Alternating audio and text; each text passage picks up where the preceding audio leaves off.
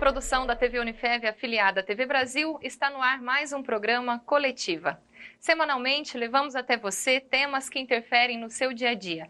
São entrevistas sobre saúde, economia, educação, direitos e deveres e muito mais. Então, hoje o nosso convidado é o presidente da Associação Paulista dos Cirurgiões Dentistas da Regional de Votuporanga, Dr. Valber Cismilo Peron. Seja muito bem-vindo e obrigada pela presença, doutor. Eu que agradeço o convite. Aqui ao meu lado, Stephanie Barbará, chefe de jornalismo do TV Jornal, primeira edição.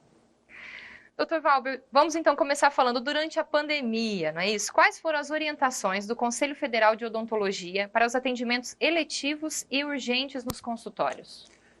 A princípio, a orientação foi que se suspendessem os tratamentos eletivos e se desse prioridade simplesmente às urgências e emergências dentro do consultório, até nós sabermos como lidar com a doença, com o Covid, na verdade.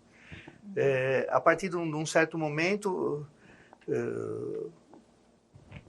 notou-se que ia ser inviável ficar só nessa parte de urgência e emergência, porque as pessoas necessitam do tratamento contínuo, né?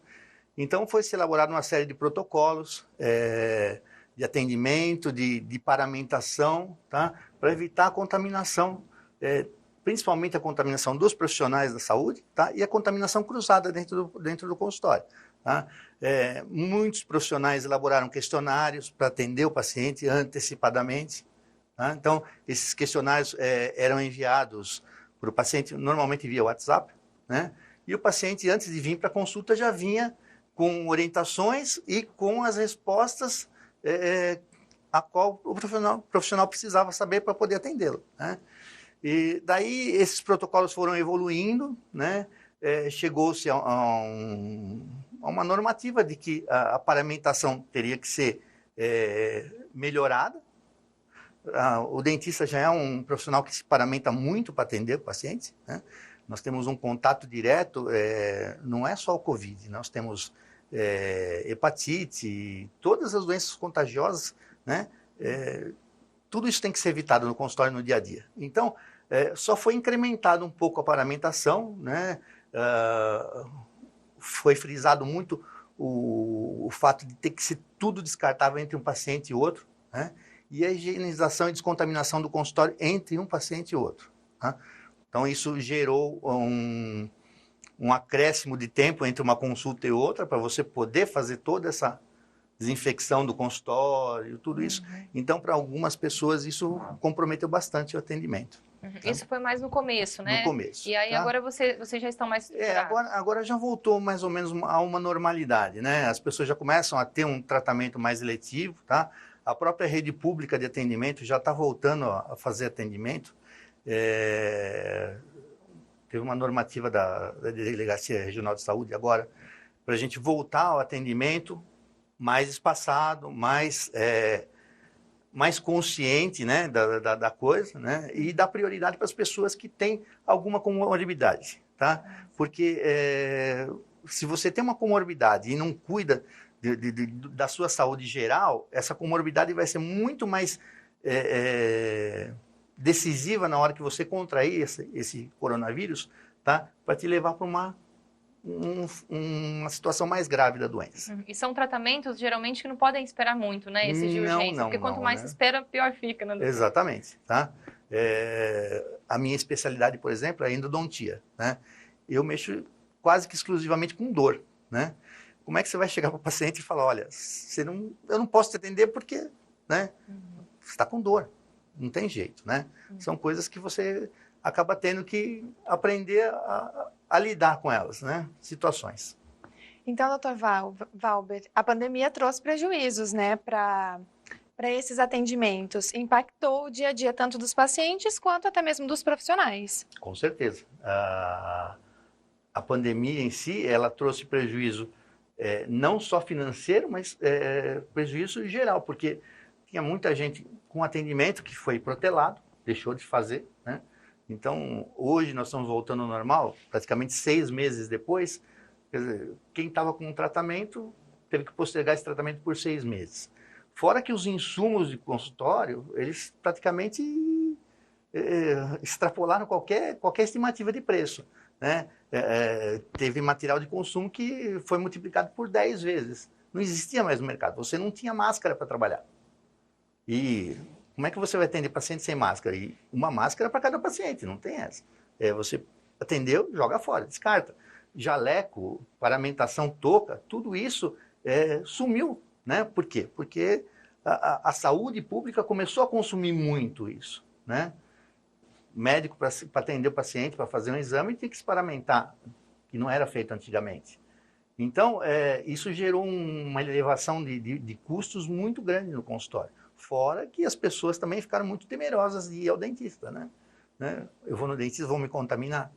Então, o movimento dos consultórios desceu, né? E os custos subiram estrondosamente, né? E o que os pacientes devem fazer, doutor, quando eles vão procurar esses atendimentos? O que eles devem notar, observar se o consultório está seguindo realmente as regras de biossegurança que devem seguir? Primeira coisa, não existe mais sala de espera, né? A orientação é essa. O paciente não fica mais na sala de espera. O paciente chega, ele é imediatamente colocado para dentro do consultório. Quer dizer, então você não tem aglomeração, você não tem contato com outras pessoas, não tem nada, tá? Verificar se o dentista está usando paramentação, né? De preferência totalmente descartável, né? Touca, jaleco, luva, são coisas que é o dia a dia da profissão, né? Acho que dificilmente você vai num dentista e vai chegar lá ver o cara te atender sem luva ou, né, sem máscara ou sem gorro, sem nada. Então, são coisas que não mudaram muito em si, né? Dificilmente o paciente leigo ele vai conseguir discernir entre um EPI de alto nível e um EPI normal, tá? Cabe muito da consciência do próprio cirurgião dentista se precaver e precaver os pacientes dele quanto a isso aí, né? E o senhor disse que as pessoas ficaram mais temerosas, até mesmo de procurar esse atendimento. Então, como cuidar da saúde bucal em tempos de isolamento social e evitar o surgimento de cárie, gengivite, mau hálito e problemas mais graves, né? Qual o grande vilão dos alimentos, doutor? Na verdade, com pandemia ou sem pandemia, os cuidados com higiene oral são os mesmos, não tem jeito, né? Escovação constante, utilização de fio dental, complemento com enxaguatórios, né? E visita constante ao dentista, não tem jeito, tá? Não dá para fugir disso, tá? Não existe pasta de dente mágica, não existe escova de dente mágica, tá? Não existe nada na vida da gente que funcione, né? A um estalar de dedos. Então, o cara precisa se conscientizar que ele precisa escovar o dente, ele precisa passar fio dental, ele precisa ir constantemente ao dentista, ele tem que ter uma alimentação adequada, tá? Você mesmo está perguntando qual que é o vilão da coisa.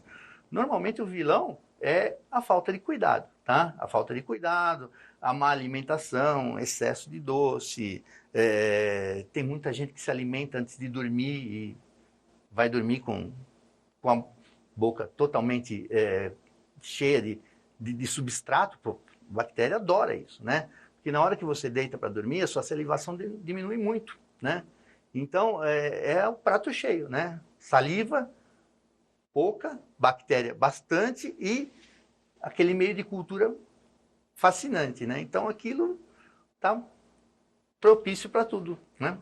Doutor, também tem essa questão de quando a gente está dizendo, né, isolamento social e as pessoas acabam dividindo aí o uso comum de cremes dentais, fios dentais, escovas. O que o senhor tem a dizer sobre isso? Já que, justamente quanto ao vírus, né, tem um alto grau de transmissibilidade, né? Outra assim, coisa que também não tem muito a ver com a pandemia, na verdade. Porque escova de dente é uma coisa individual, você não compartilha com ninguém, é sua, né? Seja com Covid, seja com o que for. A boca, ela é um ambiente contaminado, né? Por mais que você higienize, não tem jeito de você deixar sua boca estéril. Como você não consegue deixar seu trato gastrointestinal estéril, não tem jeito. Você tem bactérias que são normais da boca da gente, tá? Só que o meu normal é diferente do seu normal, que é diferente do normal da Stephanie. Então, o que na minha boca pode não causar nada, na sua pode também não causar nada, e na dela pode ser um desastre, tá? Então, todos esses utensílios que a gente pode falar assim, escova de dente, tá? Fio dental não tem jeito de você, né? Não tem jeito de você compartilhar, tá? Mas a escova de dente, qualquer outro utensílio que você use, raspador de língua, tem muita gente que utiliza raspador de língua, tá? Isso são itens extremamente individuais, não tem jeito de você compartilhar, tá? Então, assim, agora o creme dental é uma coisa assim, como ele é dispensado, né, na escova de dente, dificilmente você vai ter uma contaminação cruzada, né? A não ser que você esfregue a escova no tubo de pasta de dente e a outra pessoa também esfregue, tá? Mas isso é uma coisa já mais rara de acontecer. São né? cuidados pequenos, mas são Sim, essenciais, sim, né, sim. doutor? Com Principalmente certeza. nesse momento. E, doutora, existe ainda um temor quanto a tratamentos dentários, né? O tal motorzinho, digamos assim. Como a odontologia está se modernizando para aliviar esses tratamentos? O senhor comentou que é da área de endodontia, Sim. né? Então, justamente, também tem essa preocupação com a dor, né? Hoje em dia a gente não... É inconcebível você ir no dentista e sentir dor durante um tratamento. Isso é inconcebível, tá? Na odontologia normal, a não ser que você queira, tá? Porque a anestesia é uma coisa fantástica hoje. Hoje você tem anestésicos super potentes, né? Você consegue fazer procedimentos absolutamente sem dor nenhuma para o paciente, tá? O temor do dentista é o temor, não tem jeito, tá? Isso é lidar com o íntimo da pessoa. Eu tenho pacientes que chegam no consultório morrendo de medo, né? Mas termina o tratamento, mas já acabou, eu não senti nada, né? Então, é aquela coisa, são estigmas que ficaram, né? O motorzinho é uma coisa assim que assusta qualquer um, né? O barulho da turbina de alta rotação, não tem jeito, aquilo é uma ferramenta imprescindível para a odontologia, né? Hoje você tem algumas coisas que a gente tenta substituir, né? Hoje o uso de ultrassom para você remover cárie. Então são coisas que não fazem tanto barulho, não assustam tanto o paciente, né? E as tecnologias hoje, né? Hoje, como tudo, a odontologia está virando digital, tá? Antigamente você, para fazer uma prótese, alguma coisa, você tinha que preparar o dente, moldar, fazer um modelo de gesso, mandar esse modelo para o protético. Hoje é tudo digital. O paciente vem no seu consultório, você faz o preparo, esse preparo é escaneado, né? Você manda aquele arquivo para o seu protético, lá o protético ele vai fazer às vezes ele nem imprime esse modelo em 3D, o próprio sistema dele já vai fresar uma peça e ele já te manda a peça pronta, tá? Existem alguns consultórios, assim, não é questão de alto nível, é de alto custo, né? Em que o dentista tem a fresa no próprio consultório. Então você vai fazer uma restauração, não é mais aquele negócio de ficar colocando mais massinha no dente, tá? O dentista faz, remove todo o serviço, escaneia, na sala ao lado ele tem uma fresa que fresa uma peça em porcelana e ele vem lá e encaixa isso aí. E pronto, está pronto o seu serviço. Quer dizer, em 1 hora você resolveu o seu serviço ali, esteticamente perfeito e funcionalmente ótimo também. Tá? Fora outras coisas que, né, raio-x digital dentro do consultório, motores para endodontia, microscópio operatório, né? Hoje se trabalha em campos operatórios com ampliação de 40 vezes. Então você imagina o que você estava vendo a olho nu, né? Você põe um microscópio, você está vendo aquilo 40 vezes aumentado. Então você tem uma capacidade de acabamento, de prospecção do campo operatório muito maior do que você tinha, tá?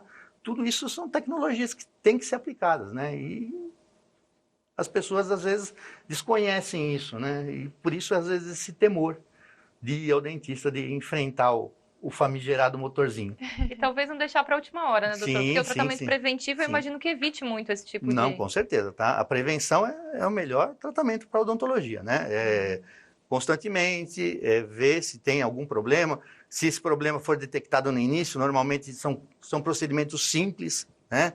Hoje em dia, a gente fala muito de odontologia minimamente invasiva, né?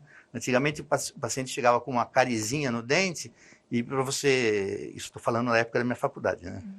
E aquela carizinha, para você colocar uma restauração, você tinha que fazer uma caixa desse tamanho, toda, né, com uns ângulos, tudo certo. Hoje não, você vai com um ultrassom, você remove aquele mínimo, né?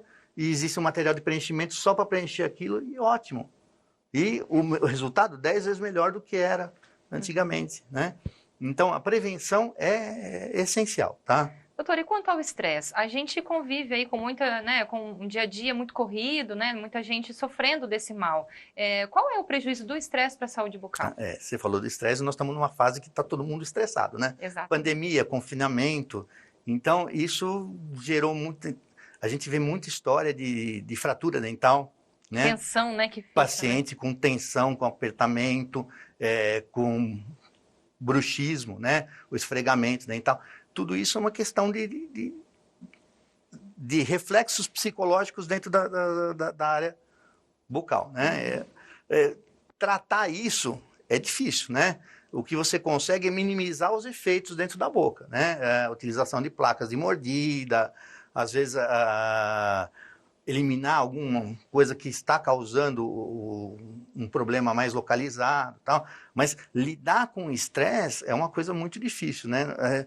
O dentista ele vai mexer no problema causado pelo estresse. Agora, lidar com o problema que está causando o estresse já é uma coisa mais difícil, né? Não tem...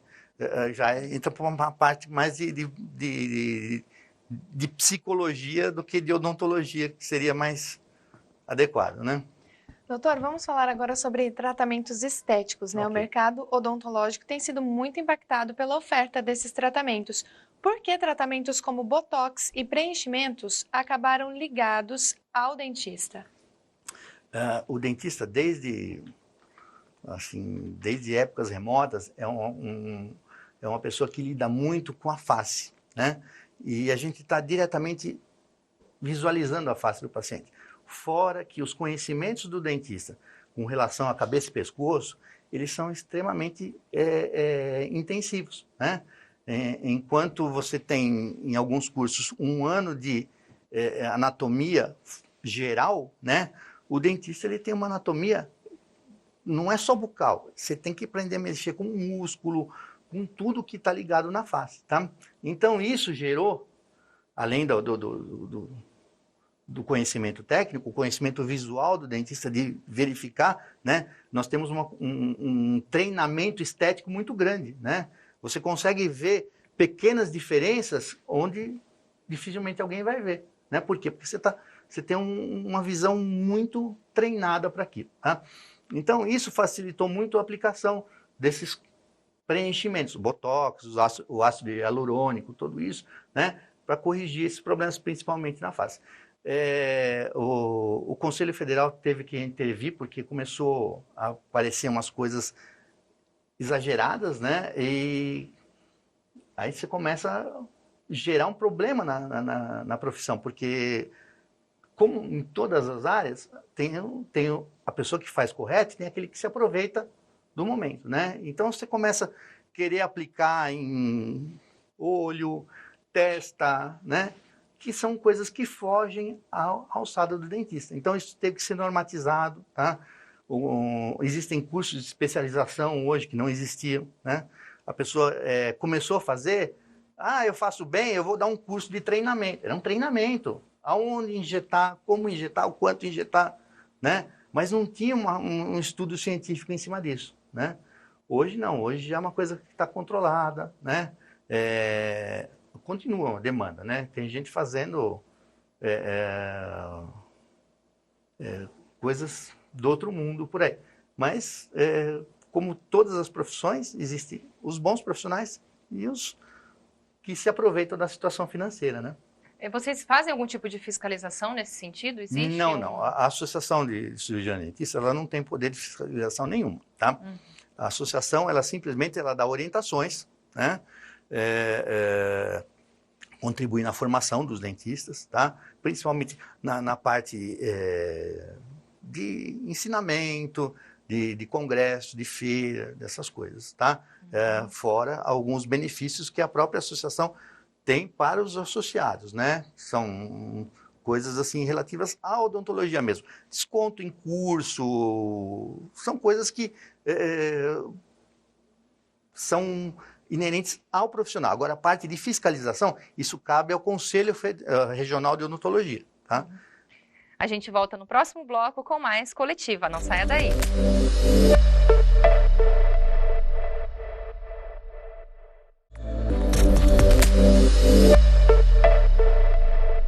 Lembrando que a Associação Paulista dos Cirurgiões Dentistas da Regional de Votuporanga também tem uma cadeira na curadoria da Fundação Educacional de Votuporanga. Então a gente agradece, doutor, mais uma vez a sua participação. Com toda essa sua experiência na área, como você analisa essa tendência da odontologia estética? E todo profissional, então, pode oferecer desde que tenha uma capacitação, uma especialização? Poder oferecer, você pode oferecer qualquer tipo de serviço odontológico. Você sai da faculdade com habilitação a fazer qualquer procedimento odontológico. Isso é desde que eu me formei há 31 anos atrás, é assim, você pode fazer qualquer coisa. Cabe da sua consciência saber se você faz o correto, né? Se você tem capacidade técnica para fazer isso ou não, tá? Eu acho que a odontologia estética é um campo, né? Tem muita gente fazendo coisa muito legal, muita coisa bonita, né? Só que tem os exageros, né? Tem os exageros e qualquer exagero ele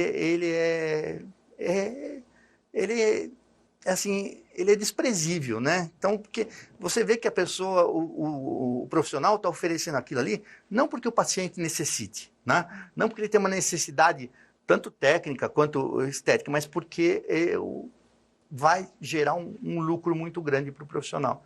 E isso é condenável em qualquer profissão. Doutor, sabemos que muitos tratamentos contra o câncer acabam interferindo na saúde bucal do paciente. Como o tratamento odontológico melhora a qualidade de vida dessas pessoas? Os tratamentos de câncer, tanto a quimioterapia quanto a radioterapia, eles promovem algumas alterações, tanto sistêmicas quanto locais, na boca, que geram problemas, às vezes, seríssimos, né?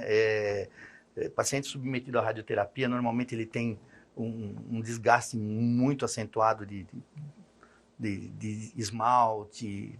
Então, são alterações que facilitam a ocorrência de outras doenças, tá? O tratamento sistêmico do câncer, ele diminui muito a salivação do paciente, tá? E a saliva, ela tem um poder tampão, né? Ela tem uma capacidade de inibir a proliferação de bactérias, inibir a ação das enzimas das bactérias sobre os dentes. Então, essa diminuição da saliva, por conta do tratamento quimioterápico, ou às vezes até radioterápico, dependendo da área onde for irradiada, você pode ter uma regressão da glândula salivar, isso vai promover um ambiente mais propício a desenvolver outras doenças, tá? Então, o paciente que é acometido de câncer e faz tratamento, ele deve ter um acompanhamento odontológico também. Não que o dentista vá intervir na área oncológica, se bem que o câncer bucal ele tem uma incidência monstruosa e as pessoas não se dão conta de que quem primeiro diagnostica isso é o dentista. Então, qualquer lesão na sua boca, não adianta você ir no médico, quem está habituado com aquilo ali é o seu dentista. Se ele não souber, ele vai te encaminhar para um profissional que está preparado para diagnosticar aquilo ali. Se for uma lesão cancerosa ou alguma outra lesão, né, que pode vir a se tornar algum problema mais sério, tá? Quem vai diagnosticar isso é o cirurgião dentista, tá? O médico, normalmente, ele não tem o treinamento adequado para fazer isso, tá? A capacitação dele não é específica dentro da boca. Então, as pessoas, às vezes, chegam para a gente já numa situação, né? Mas eu passei no fulano, passei no outro, passei... Não. E a hora que ele vai para o cirurgião dentista, que é a pessoa que vai chegar num diagnóstico, não que ele vai tratar aquilo, né? Mas que vai chegar num diagnóstico de lesão cancerígena ou cancerizável, tá? Já está num estágio muito evoluído. Tá? Às vezes já comprometendo até algumas outras estruturas. Tá? Doutor, é notório, como o senhor comentou, o avanço tecnológico dos tratamentos hoje nos consultórios odontológicos, né? E, entretanto, esses recursos, eles estão disponíveis a uma parcela pequena da população. Muitos ainda não têm esse acesso devido ao alto custo. Qual é a sua opinião sobre isso e o que recomendar para essas pessoas que precisam de um atendimento? Olha, hoje em dia, custo de equipamento não é uma coisa que você pode chamar de fora fora do alcance das pessoas. Alguns equipamentos são mais de difícil acesso, tá? Mas você consegue realizar tratamentos excelentes sem esses equipamentos de alto custo também, tá? Eu te descrevi um scanner de coisa, mas você consegue fazer trabalhos protéticos sem sem esse equipamento, que vai ficar perfeito também, tá? Hoje em dia, na própria rede de saúde pública, nós temos equipamentos que muitos dentistas não têm. Eu ia te perguntar justamente isso. Como é que nós estamos aqui em Votuporanga? Não, a nossa rede pública está muito bem equipada, tá? Tanto profissionalmente, né? Nós temos excelentes profissionais em todas as especialidades aqui Inclusive o senhor atua também na rede, Sim, também atuo na rede pública, tá? Para você ter uma ideia, o equipamento que eu trabalho na rede pública é muito semelhante ao equipamento que eu trabalho no consultório. Os insumos que eu uso na rede pública são praticamente os mesmos que eu uso no consultório, tá? Eu tenho uma diferença porque eu tenho um microscópio operatório, eu tenho um raio-x digital, que são coisas, vamos colocar assim, extremamente de ponta, tá? Mas nada impede de eu fazer um tratamento de alto nível na Secretaria de Saúde, utilizando o que eu tenho lá de equipamento, né? E insumo. Perfeito, tá? Ótimo, né? Como eu faço endodontia, existe quem faz periodontia, existe quem faz cirurgia, existe quem faz tratamento de pacientes excepcionais, né? Pediatria. A nossa rede pública de Votuporanga ela é muito bem equipada, e isso já vem de anos e anos, né? Não é de agora. Foi sempre uma ênfase da administração municipal. Eu estou em Votuporanga há 20 anos. Desde que eu vim para cá, a ênfase sempre foi profissionais qualificados, né? Equipamento bom, né? E materiais o necessário, né? Então, dentro disso, nós temos uma excelência de tratamento público, né? Algumas coisas não são oferecidas porque não tem como ser oferecidas, né? Tratamento ortodôntico, não tem como você oferecer tratamento ortodôntico na rede pública, né? Coisas mais que necessitem assim de uma intervenção mais séria, uma cirurgia oral maior, alguma coisa, não tem, porque você tem que encaminhar para um serviço de referência. Nós somos vinculados ao funcionamento também da rede pública, como funciona, né? Então, tem algumas coisas nós não conseguimos oferecer, não uma questão de não ter vontade, mas por não poder, você não ter estrutura suficiente para oferecer esse serviço aí, estrutura geral, não é estrutura física ou profissional. E, doutor, e quanto às pessoas que queiram ter acesso a isso? Qual é o caminho a seguir? Elas procuram um consultório mesmo municipal, que é o postinho de saúde mais próximo da casa? Qualquer postinho de saúde tem atendimento odontológico. Hoje, acho que de toda a rede pública, eu acho que um postinho de saúde, vamos colocar assim, uma unidade de saúde só, está sem dentista ainda. Mas eu sei que ela tem um consultório pronto para habilitar. São coisas administrativas de como colocar o dentista para atender lá, né? Uhum. Mas a rede toda tem profissionais, tá? Existem postos de saúde que tem 4 profissionais atendendo, são 2 consultórios de manhã, 2 consultórios à tarde. Existem as unidades de saúde da família, elas oferecem tratamento no horário de trabalhador também, tá? Então, são horários específicos para a pessoa que trabalha durante o dia e não pode sair do serviço naquele horário das 7 às 5 da tarde. Então, esse posto de saúde fica, estende um pouco o horário, se não me engano, até às 19 horas da noite. E, então, tem esse processo. Dentro do posto de saúde, o que é feito? É o tratamento básico, né? As restaurações, limpeza, extrações simples, as coisas assim, de base, né? Quando é necessário um tratamento específico, especializado, isso é mandado para o Centro de Especialidade Odontológica. Tá? Que continua sendo gratuito também. Continua sendo, todos os serviços prestados pela prefeitura são gratuitos, tá? Inclusive a confecção de próteses, né? Próteses totais e removíveis, em alguns casos indicados, né? É um volume, a gente até assusta, se você for verificar o quanto de atendimento tem, é impressionante, né? E a gente sabe que tem muita gente que vem de fora, das outras cidades, para se tratar aqui, porque é um tratamento, é um serviço que você vai fazer um tratamento de canal, dificilmente você tem uma cidade do lado aqui que ofereça isso na rede pública. Né? Inclusive, doutor, existe um projeto de atendimento às crianças nas próprias escolas. Como é que está sendo esse atendimento agora no período da pandemia? Olha, eu vou te informar do que eu tenho ouvido das profissionais que estavam lá. Como o atendimento o odontomóvel, né? O odontomóvel. Foi suspenso todo o atendimento da rede pública, tá? E o odontomóvel é uma coisa difícil de lidar em termos de coisas. Eu não sei quando é que vai funcionar. Eu sei que está suspenso. Uma que as escolas também estão fechadas, né? Então, esse odontomóvel ia para as unidades, para as escolas ou para alguma entidade, alguma coisa assim, e ficava lá durante um tempo, enquanto toda aquela população, né, era atendida. Tá? Esse odontomóvel só saía daquele local enquanto aquela população específica era, assim, totalmente examinada. Tudo que tinha sido necessário fazer foi feito. Aí tira ele daqui, aí ele vai para uma outra escola. Se pega uma outra população e se leva isso a cabo também. E doutor, considerando toda a sua experiência, né, qual conselho daria para os jovens que pretendem atuar na área? A odontologia, ela mudou muito, né?